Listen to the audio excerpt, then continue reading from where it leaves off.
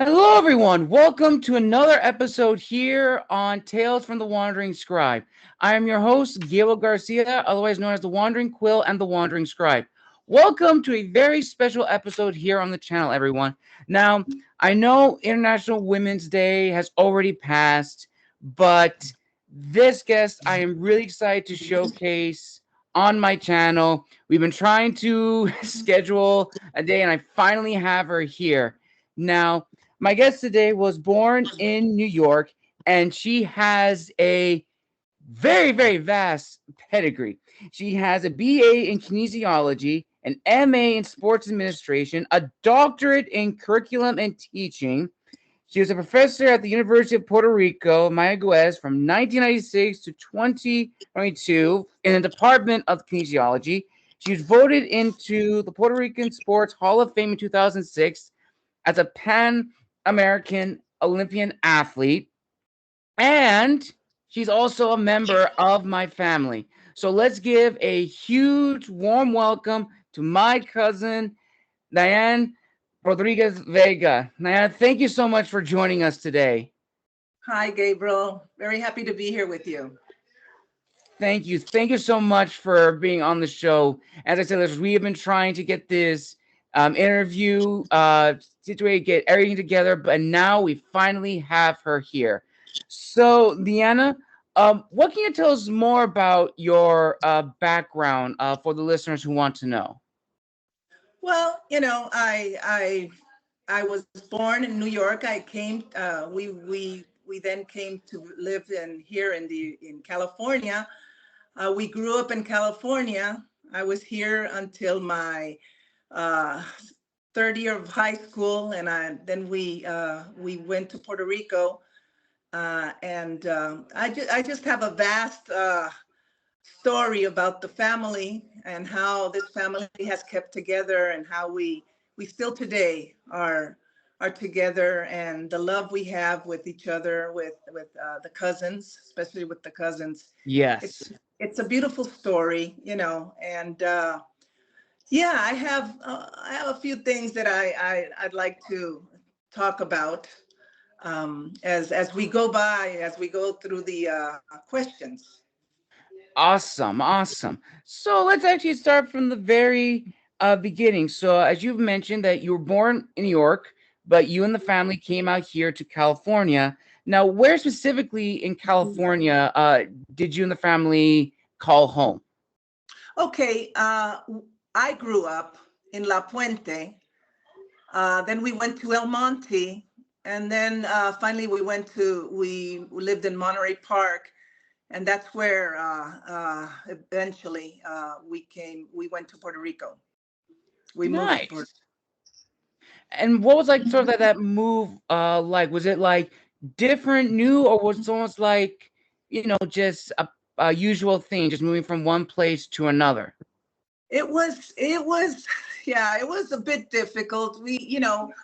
Uh, we were, first of all, I'd like to talk a little bit about my childhood, so you can see what happened eventually as we went to, when we went to Puerto Rico. The Rodriguezes were four sisters and two brothers that decided to live close to each other to All make right. sure, to make sure that the cousins, which were 23 of them, would grow up together.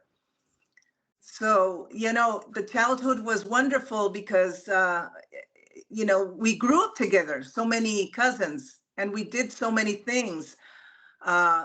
We played, and eventually, when I was in Puerto Rico, I saw the movie Sandlot, and I said, you know Oh, what? You know what? This was us. So yeah, it was a beautiful childhood. that's amazing. That's amazing. And I see when I look at the family photos that there was so much happy times, so much good times, Yes. and it kind of leads into like the next question is: so growing up, with all the family close together, did you were a part of any sports growing up? Did you and the cousins join any teams in school? What can you tell us about that? Oh, let me tell you, the family got together at least two times a month, and we went to one of our aunt's house, who was close to the park, to a park. There, all of us would get together. We would just run down, get together, and play baseball, touch football, basketball, roller derby, even roller derby, skateboarding, and others. That was basically why my parents and my aunts and uncles moved together, because they wanted us to grow up together. So, Nice. we were not only cousins, we were best friends. That's amazing. And actually, going back to what you said about Sandlot, the memories of the Yes. cul-de-sac, like I remember from when I was growing up, that was always like the fondest memory of like the cul-de-sac, everyone getting together. And what can you Yes. actually tell us about like the neighborhood at that time? Like, what was like the whole area like? Was it still the same as it is now, or was it vastly Yes. different? You know what? The neighborhood here in Monterey Park is the same. At my aunt Titi Candy's house, same. The Grandview Park is the same. Uh, it just, when I come here, when I come to visit my family, I come to stay at Titi Candy's house, and it just brings me back so much memories. I walk around, I just look around, and it brings back so many beautiful memories of the family and of the cousins, that how we got together and how we played. And you know it's just being having my cousins and my best friends at the same time. I agree. And I even remember when I was little, the park at the very end of the street where it was me, Jackie, and all the other cousins, we just Yes. hanged out there till the evening. And then I think either my dad or someone would come and get us saying, dinner's ready or we're going to be heading out. And those were just the best kinds of days. Those are just the fondest Yes. of memories. And I know this is going to be a difficult question to answer, but do you have a fond memory of your childhood? Oh gosh, I have many. I mean, many, because we received so much love from the family. Every time we went to an aunt's and uncle's house, there was love, so much love. And I just, I can't say enough about the family. Now, you asked me a little bit about sports. I mean, since we were small, we played everything. We did everything together, boys and girls. And uh, I learned to play baseball. I learned to play basketball, and all of those things really helped me when I started to do sports at an age, and competitive sports. Right. Nice. That's actually really cool. Yeah. And again, sports was always a very fun memory of like everyone just getting together and just someone's good, someone's gonna get hurt. Like that was just a fun, like you get little dirt Yeah, on the blue jeans and just it was just so much fun. And I can imagine just like everyone living so close together. It's like yeah, you always had someone to hang out with. You always knew you can go to somebody. And that sure. closeness is very, very important. And that actually leads to my next question, which is growing up, did you have a closeness with, your Puerto Rican heritage? And adding on to that, how important do you think it is that everybody has like a sense of closeness to where they come from? Because I think, at least from my generation, we are still now realizing where we come from and like seeing the history. But I definitely feel like my parents and like the cousins and the aunts growing up, there was like a much stronger closeness. So how was it It for was. like you guys and everyone growing up? Like were you like very, very close with your background, your heritage?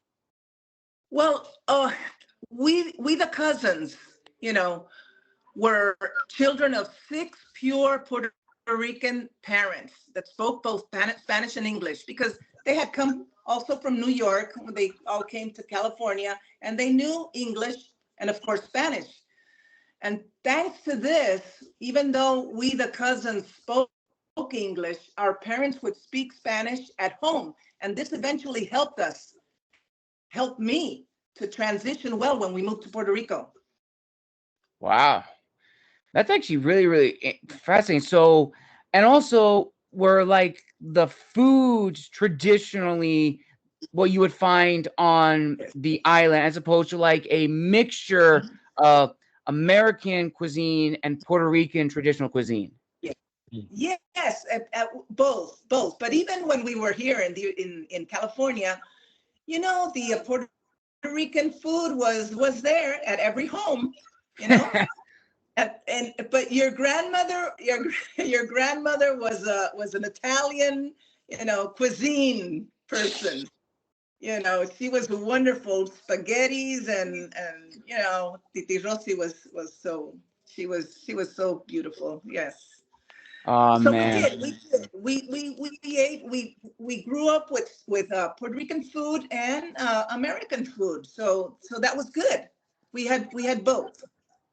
Awesome. And I like bringing up this question because I definitely feel you hear a lot of stories about people talking about, their family, where they come from, but not really having that connection to their identity, their home. But for you guys, it seems that was always ingrained with you guys growing up. Like, you guys knew where you guys came from, where your family came from. Like, that Yeah. sense of the mother island, that was always Yeah. part of who you were, and that never really left you. And That's then going into the next question, which I'm going to combine uh two. So when did you and the family decide to go to Puerto Rico, and what was that transition like for you? okay. Well, in my parents in 1970, 71, they were thinking about moving to Puerto Rico, and they decided that they were going to send my two brothers and I first to live with our grandparents while they sold a house here in Monterey Park. Mm-hmm. So we got to Puerto Rico. The transition was difficult because we spoke more English than Spanish, and when you're in Puerto Rico, the people are not like our parents. Our parents would speak to us in Spanish, and if we didn't understand, they would translate. But Right. over there, you had to sort of get it. And it was a bit difficult, but uh, the thing is that thanks to God that our parents spoke to us in Spanish too when we were in California. Everybody, while we were playing, we would talk English, we would speak English. But when we were in our homes, our parents would speak Spanish and English. So, the Spanish was dormant in me, it Right. was there, it was sleeping. And when I came to Puerto Rico, yeah, I little by little, it was a bit difficult, but I don't think it was so hard. I think that helped us, my brothers and I, a lot to have a good transition. So would it would be safe to say that had you not been speaking both Spanish and English, and just was like, speaking English for most of your childhood, most of your teen adult years, and then moving to Puerto Rico, the transition probably would have been a little bit more difficult? More difficult, of course, more difficult because we understood the Spanish that they were speaking because that's what happened with our parents in Right. California. But we just needed to practice, how are we going to answer those questions, and how are we going to communicate with our grandparents and our other aunts and uncles over there in Puerto Rico. But it was great. It was great. Mm. When I went to school, I was called La Gringa. I was called La Gringa, and I I had no problem because they called me La Gringa. They were scared of me. They thought that I was going to speak in English to them, and they were scared. So, but yeah, but eventually, little by little, you just learn it completely. And again, I knew what they were speaking. I knew what they were saying. I just didn't do good in speaking back to them, little by little. Nice, nice. And kind of leading into back on um schooling, what would you say was your academic life on the island? What sort of motivated you to pursue the degree that you want and the degrees you got later, which was kinesiology, teaching kinesiology? Like, what drove you to that field of study? Yes. Before I answer that, I wanted to say that it's something that really happened to me, and when I went to Puerto Rico. Okay.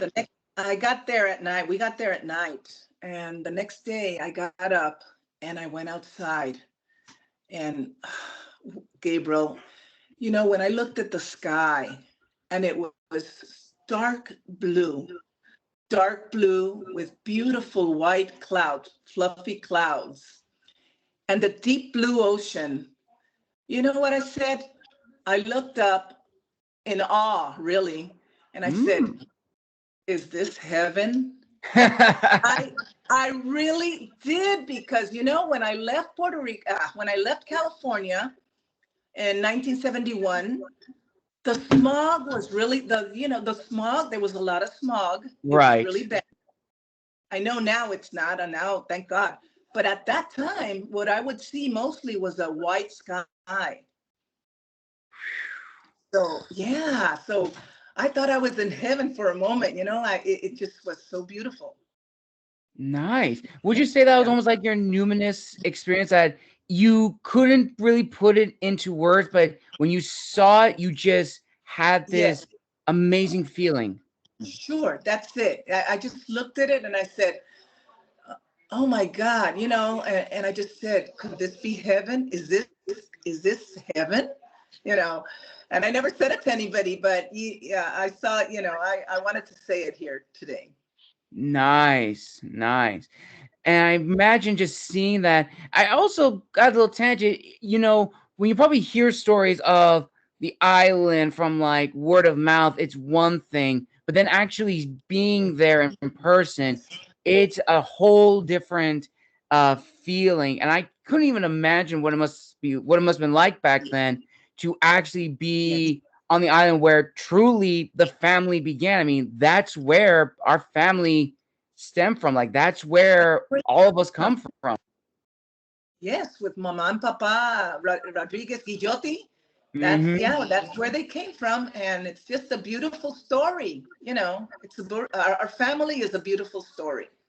Yes, yes, that is true. Very rich, very deep in the history, in the culture, and everything about it. I see stuff about Puerto Rico in like my books and my journals, and it's so fascinating, and just learning so much about the history. And I'm sure it was also pretty huge thing for you going to school there and learning about Puerto Rican history there, and just knowing, wow, I didn't really know this about the island. I didn't know this about this heritage. So, what was that experience like for you? Right, right. When I started school in a second year of high school, I was happy to be there, and again, just fighting, uh, trying to do the best I could with speaking Spanish. Right. And as I said before, little by little, I was able to, say a few things, and eventually be able to communicate with students. But they knew English too. They were Hmm. like me. They were like me. Right. They were scared of English, but they knew. And they were really nice. The teachers were very nice. They helped us out, me and my brothers and I. And it was just such a beautiful experience. My favorite classes really were history, biology, and of course physical education. Nice. Very, very nice.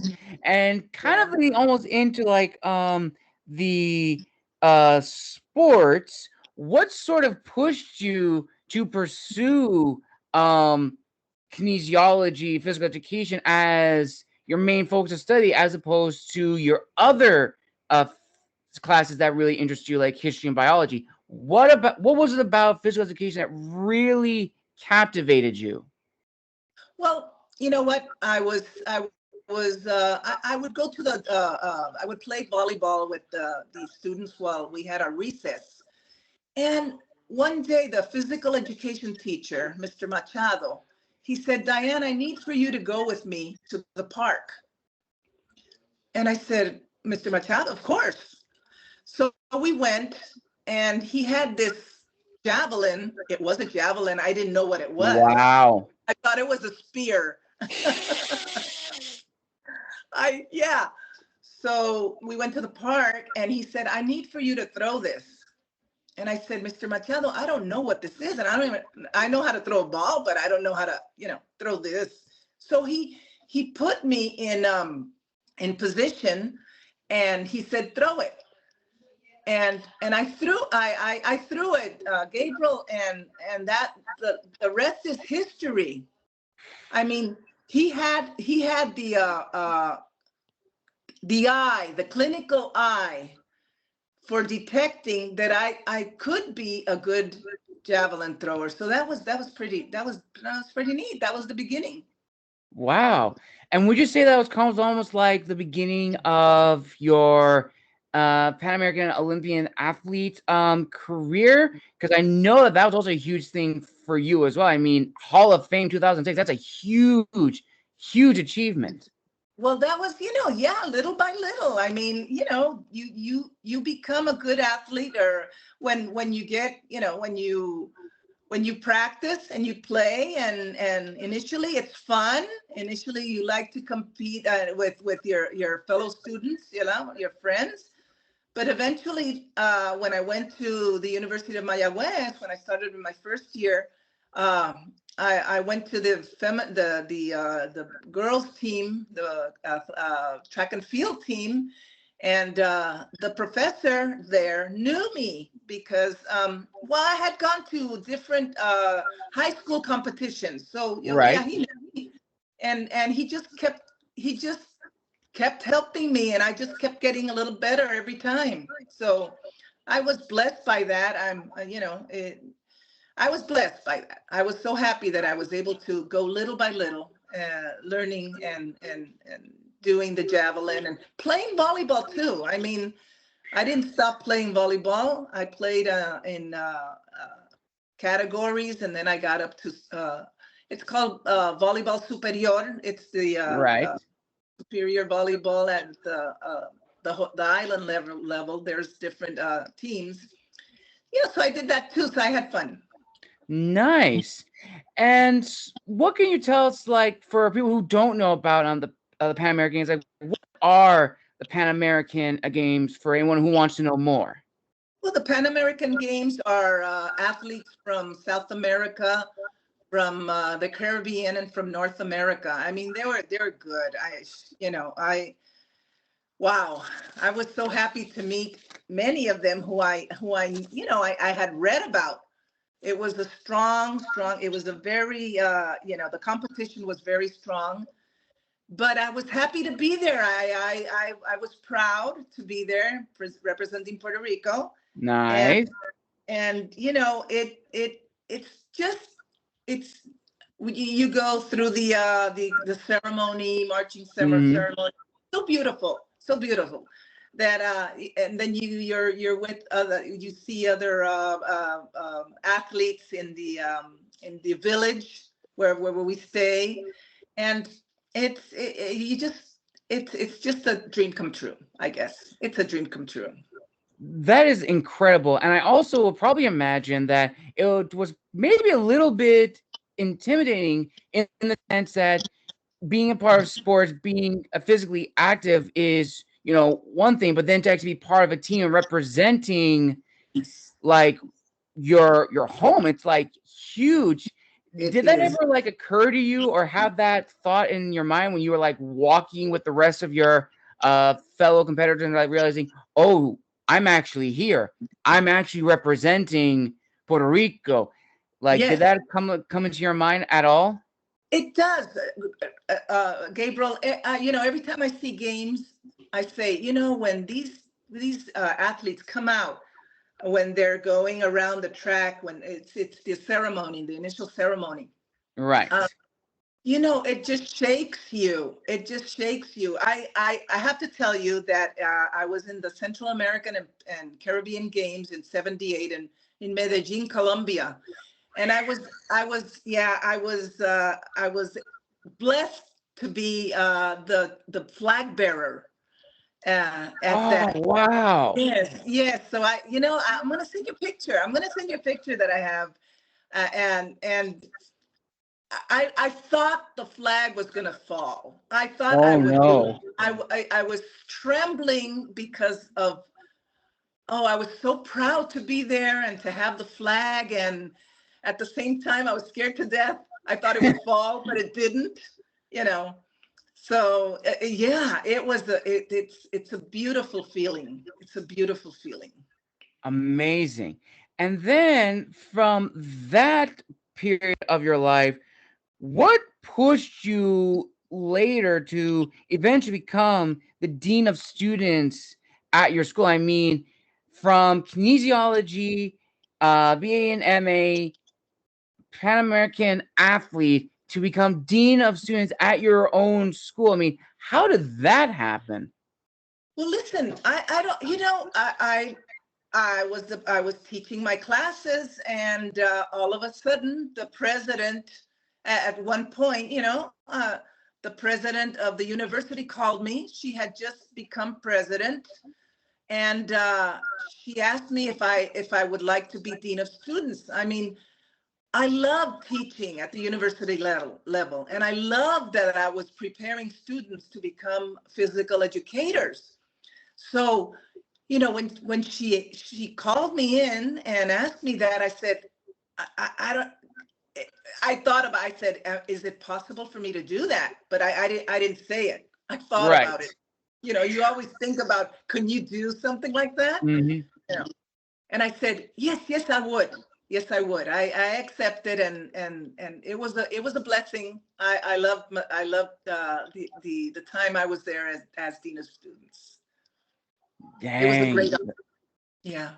That's incredible. I would imagine, you probably told like your family about it's like what was their reaction to saying, "Hey, I am now the dean of students at my university." Like what was the initial feedback like from the family when you told Well, them the they news? were they were proud. I mean, they were, wow. Well, how did that happen? I mean, I didn't know the new president. She was a very, very intelligent person, and very well known in the system, the University of Puerto Rico system.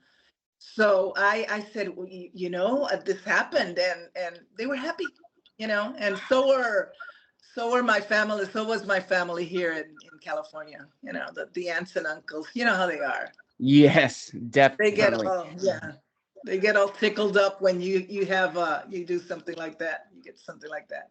I 100% agree. And I would imagine, when you were at that point in your life and just like reflecting and seeing where you've come, there's always those questions of probably, what if this or what if that. So looking back now, have you thought about how your life would have been vastly different if you and your family had not moved to Puerto Rico and just stayed in California? How drastic would your life had been had you Yeah. stayed? Well, yeah. I have thought about it. I It would, of course, it was different, and I'm so happy that we did go to Puerto Rico. But I would have loved it if I would have been able to uh, work out, to train a little more in the United States. Mm. Yes, yes. Uh, I think it would have helped me, but I'm happy. I'm happy that it happened, and I just feel that the Lord has blessed me with a wonderful life, Gabriel.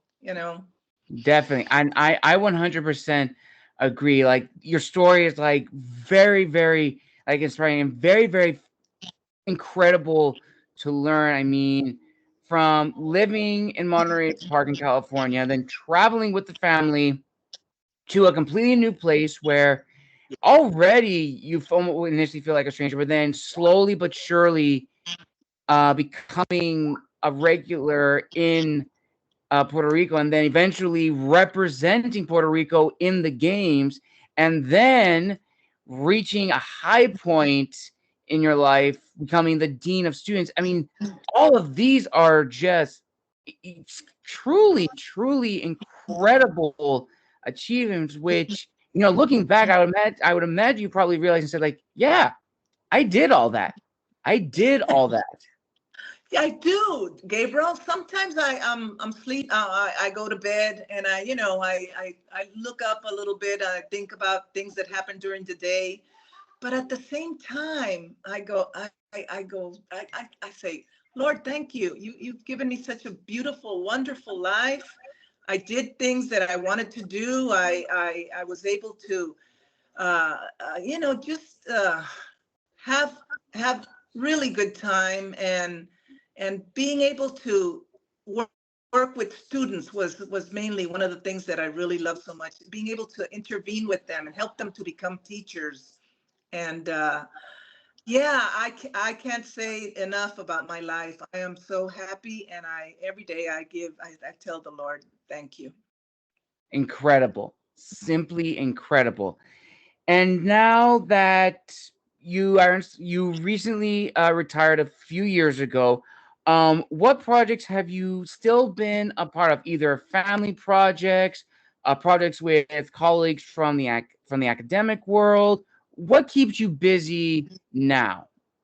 Okay, I'm enjoying retirement. Really, I am. I am. But it's not to sit down and watch TV. Uh, right now, I'm still representing the kinesiology department in the assessment committee of the Faculty of Arts and Sciences. They let me stay, so I love it. And I'm helping out. I'm also helping out with the stray animals population on the island. Right. Uh, yeah, after the Hurricane Maria and Hmm. the pandemic, it's been something really difficult. But thank God there are so many groups on the island that are working with this problem. And thank God for the technology. We keep in touch with each other, and we help Yes. out each other. So yeah, I'm doing that a lot because I'm an animal lover. I Same am. here. Same here. I I know. got it's so talking with you, it's just I learned so much about home, the island, where our family comes from, because I think for me now, I now have a better appreciation of where we all come from. And I think it also stems from my history background. I remember Yes. growing up, I mean, I didn't know much about the family growing up. As I got older and seeing more family photos, I definitely was beginning to piece the pictures together to really understand. And now, older in my late 20s, I'm still have a lot to learn, but I now have a better idea than I did when I was younger, and just learning about this huge family of ours, this huge migration from the island to New York to Yes. California and then back to the island, almost like a triangle in a way. It always Yes. comes back. Yes. It's a beautiful story, and there are so many families that have gone through that. So many Definitely. families that left from different countries. They came here to the United States, and they have their families anywhere in the continent. So it's a family. It's a family story that never ends, I think. But I'm just so happy that I'm so proud of you. I'm so proud of you.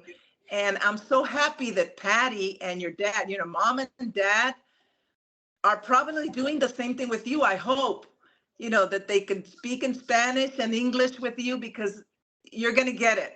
You're going to Yes. get it. And I know Patty speaks it very well. You know, sometimes we message, once sometimes we talk, and we she speaks very well in Spanish. Yeah, And that was it's the same thing that happened to me. That's why it's a blessing. It's a blessing. it is, and it's actually really funny. You brought that up. So, for many people who my listeners may not know, a long time ago, I studied abroad in China, and I had to learn Chinese. And I remember telling my parents about this, and I was able to speak Chinese decently. And the joke was I couldn't learn Spanish. I wasn't a very good Spanish speaker, but I go take a year and a half of Chinese at my university. I can already understand it much better. And it is so, it's comical in a way. And I find it so funny. Like, I'm able to learn one other language, but not the one language that most of my family speaks as well, which I always laugh at that. It's like, is a little funny. But going back to what you said originally about slowly integrating yourself on the island, it was almost like that for me when I was in China. No one spoke English. Everyone there spoke predominantly Chinese. Was I the best speaker? No. Like, I had my phone and had a translator to help translate the more complex sentences. Wow.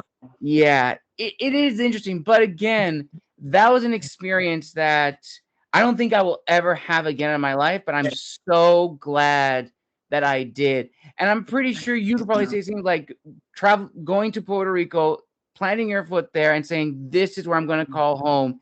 And everything that has happened, as you said, you probably would not trade it for anything in the world.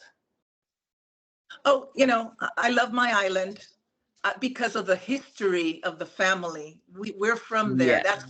That's where our family started, and I love that. But I'm so happy that we're part of the United States, and you know, it's easy. I see people from I know people from the Dominican Republic. I know Mhm. students from different parts of South America. And Right. you know, they in order to travel to the United States, they have to do a few things. You know, few paperwork, and Yes. we can travel back and forth. And I'm just so proud to be Puerto Rican and to be an American. I am. 100%. Yes. 100%. And I think we've reached almost like the end of the interview. And Okay. probably like my last question, which I always ask my guests, is what is your word of wisdom to the listeners out there? Either they're pursuing an academic degree, if they're beginning a new job, if they're traveling somewhere new, or they're reaching a roadblock in their life. What is your word of wisdom to them out there, Diana? You know what? I have this, and I think this sums it all. This sums it up. Um, I wrote it. Here I go. Today we know what has gone right and what has gone wrong throughout history. Mm-hmm. So let's set our goals in life with God's help toward peace, respect, and prosperity for our loved ones, our neighbors, and our planet. That's what came into my mind. I think when you know when you respect, when you do unto others as you would like them to do unto you, which I have it here, is one of the what you talked about, the role model. Uh, Right. yeah, I said it's not a person, but it has to do with a person. It's Jesus Christ's word, uh, where he puts in Luke, where it says in Luke 6:31, do unto others as you would have them do unto you. Gabriel, this is just so wonderful. I have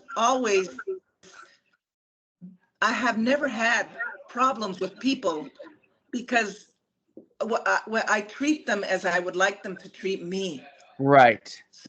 So I think that helps a lot when you know people when you see that people when people see that you care for them or you respect them or you simply treat them well. That's you know that's it for me.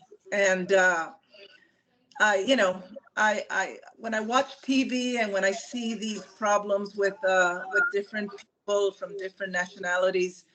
I get so sad. I get very sad, Gabriel, because I don't know, maybe I'm deviating a bit, but it's important to me that, you know, we're all God's creation. We're the same. We're the same. And the beauty of life is that we're different. I mean, we're, you know, we all, of course, we all have a head, we have a body, we have two legs, Right. but we all come from different parts, which helps us to learn, keep on learning about other persons, Right. other countries. And that's just, you know, that's my word of wisdom is that, you know, just respecting uh, and respecting people and being nice to people. People will notice and they will be nice to you. I 100% agree. And almost everything you said matches in line with all my other guests who've said the same thing, especially academics, fellow academics, and fellow historians who have Yes. all talked about the same thing, especially in the field of history, where Yes. even if you don't agree with someone in the field of history or you don't understand it, just talk with them. Connections. That's what's important. And ultimately, that's how you learn. That's how you grow in your field. That's how you grow in life. Because Yes. at the end of the day, when it comes to like the study of history, everything's going to be recorded, everything's going to be documented. But it's important to tell the truth. It may not Yes. always be comfortable, it may not always be pleasant, but it's necessary to tell the truth because the truth is what's going to persevere. And I Yes. think that is a beautiful way to end this really, really special and very, very impactful interview.